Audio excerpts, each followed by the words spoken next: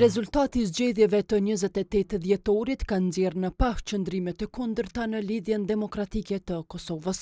Kjo parti në zgjedhjet e parakohshme nga numrimi 99% të vendvotimeve brenda jashtë Kosovës ka marrë 13.27% të votave dhe aktualisht ka 15 ulëse të siguruara në kuvend.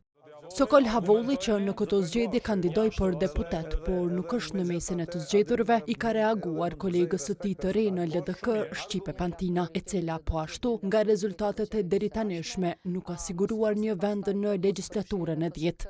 Pantina në një paraqitje televizive kritikoi LDK-n për qëndrimet që ka mbajtur e për reformat që ka ndërmarrë. Havolli në një bisedë telefonike për kohën konsideron se qëndrimet publike të anëtarëve të LDK-s nuk janë të dukura derisa ende nuk janë kryer diskutimet e brendshme. Kësaj sipas tij veprimet e tilla kanë mungesë të informacioneve.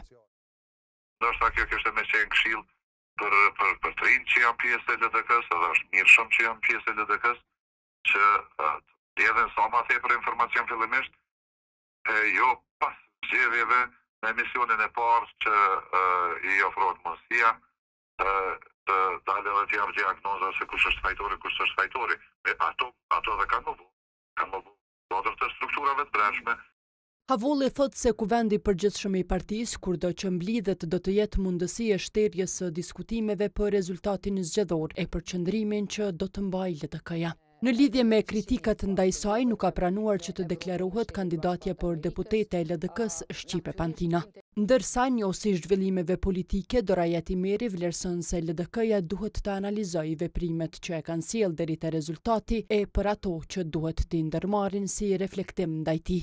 Unë konsideroj që largimi i paret të partisë nuk mund të jetë ndoshta opsioni kryesor, sepse sidoqë të jetë nuk është thjesht çështje leadershipi, por është edhe çështje e strukturave të brendshme, çështje e narrativës së fitores, çështje e plan programit të qeverisë dhe sidomos raporti me partinë fituese të zgjedhjeve. Disa orë pas mbylljes së vendvotimeve, kryetari i LDK-s Lumer Abdigjiku ka paralajmëruar se do të thërrasë mbledhjen e kuvendit të LDK-s, por deri më tani nuk ka ndonjë lëvizje në këtë drejtim.